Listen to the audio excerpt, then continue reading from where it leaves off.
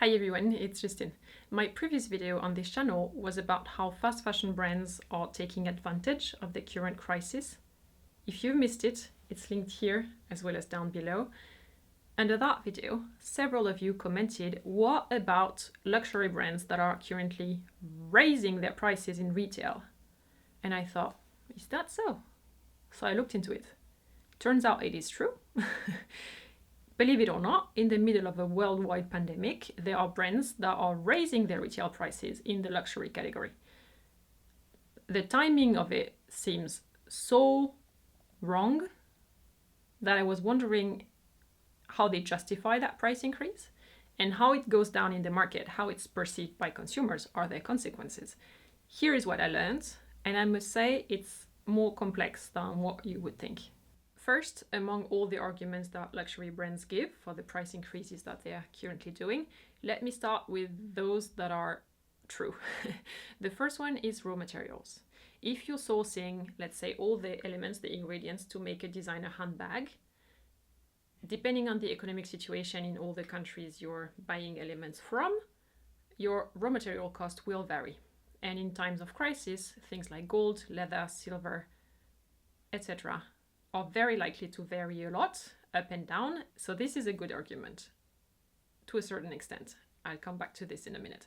The second thing is production costs.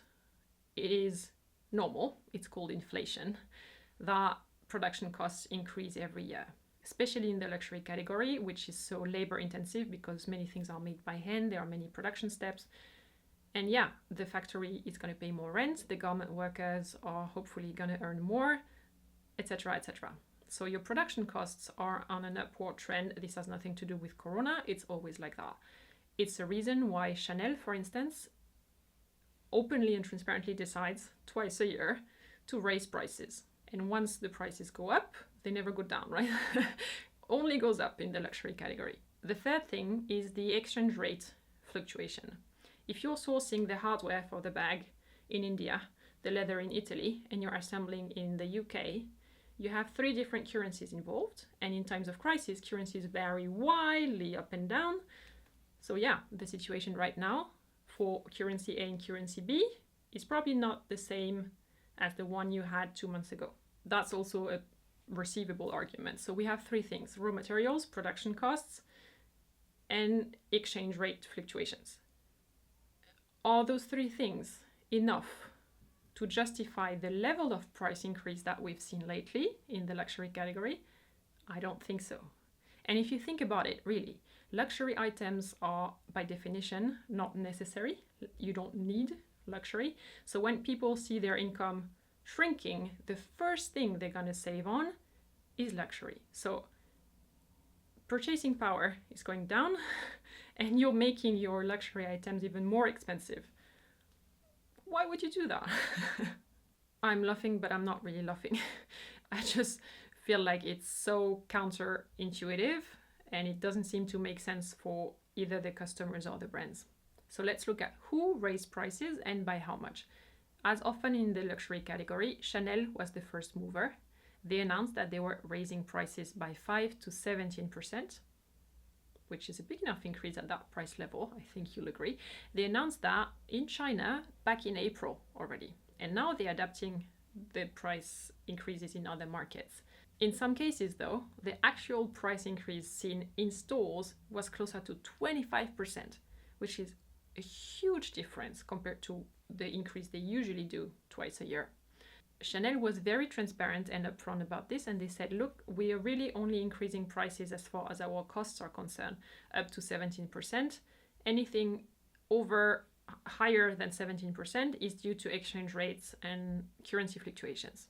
They also said that the price increase only applies to the 1112, the 255, the Boy, the Gabrielle, and the Chanel 19 bags, as well as to some small leather goods.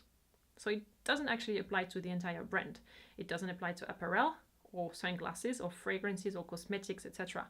Just the most iconic leather goods and the entry-level ones. Then 10 days ago, Reuters reported that Vuitton has followed Chanel and has also increased prices on their key items. They did it slightly differently. Instead of 1 being increased, they did 2. hoping we wouldn't notice. So they did a first increase of 3% in March, and then a second one by 5% in May. It's 2 increases in 2 months rather than 2 smaller increases within a year. Same story at Tiffany, another luxury brand in another category. When shops opened in South Korea on May 6th, some items were up by 10%. Boom, from one day to the next. In France, I saw that starting to happen as well as of May 7th. Correct me if I'm wrong and you saw something happening earlier, but I believe that was the date. And by May 11th, more brands and more EU markets were following as well. May 11th is exactly the date when lockdown started to be less strict in many markets and when shops started to reopen. So clearly, luxury brands are ramping up to adapt their price strategy exactly for when lockdown stops. If you're based in North America, I don't know about the situation there. If you're familiar with luxury prices, have you seen price increases being implemented already or not yet? That'd be interesting to know. But so why such price hikes during a pandemic again? Because just adapting to inflation or the increased production costs does not justify an increase of that level. The first reason, which I would call the rational reason, logical reason, is that Bain, the consultancy, predicted that the luxury industry will lose 35% of sales this year versus last year, which is a huge hit, no question. So luxury brands are under pressure to try and compensate for the lost sales during the rest of this year. But there is more to that. And the other reason that they don't necessarily want us to know is the following. They've been observing China and South Korea, major Asian markets. They went into lockdown very early on, and they also already left lockdown, while the rest of the world pretty much still is in isolation. And what did we see? The first day when lockdown was eased or ended in China and South Korea, people lining up down the block and around the block in front of the Chanel stores. So luxury brands are hoping that when lockdown ends in other regions of the world, consumers will have the same behavior, will go out and splurge, regardless of the price, on that designer bag they always wanted. Chanel knows that, and Vuitton knows it as well, because they also had a great month of April in terms of sales in China. As an example, the Nerofull monogram bag, which costs $1,500 on the website, was priced at $1,430 at the beginning of May and at $1,320 at the end of October. So overall, the price increase is almost 14%. It's much more than inflation. Note that luxury prices always vary depending on the country you're looking at. This is nothing new. It was like that before Corona already. It depends on the transportation costs to get to that country, on the state taxes, on the desirability of the brand in the country, on the availability of the items, etc. So these figures I found in Women's Wear Daily, which is a daily newspaper for the fashion industry for the US. Now, what does it mean for consumers? What are the consequences of all these price changes? First, assume that other brands will follow and increase their prices as well. For instance, Gucci and Prada haven't really increased their prices yet. Why not? I don't know why not. I bet they will. There is a hierarchy within the luxury category of which brands are more or less expensive than which other brands. Example, Chanel, when they increase, Vuitton follows, because Vuitton wants to be seen as on a level with Chanel. They want to compete with Chanel. Second consequence, some potential customers will be lost to the luxury category. You have on one hand the people who are loyal Chanel customers who can take a 20% increase and will probably keep shopping at Chanel because they can afford to. And then you have the people who really were saving to buy their first designer handbag, who will now see that the bag has gone up 20% and who will say, I'm putting my savings somewhere else. So the gap between luxury customers and people who are not and decide not to become luxury customers is increasing. Third consequence, luxury brands will now focus more and even more on China. For instance, Prada and Gucci, instead of increasing their prices right now, they are testing the launch of new items that are exclusive to the Chinese market and see what happens there. China is 35% of the world's spending in luxury, already now, and it's expected to increase over the coming years. So as a luxury brand, you want to be successful in China. And since China left lockdown earlier than the rest of the world, they're now ahead, so to speak.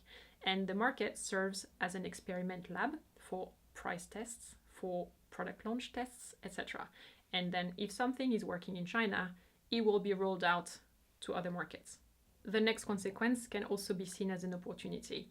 The second-hand market for designer bags is extremely attractive right now because the new price, when it goes up, pulls the second-hand price up as well.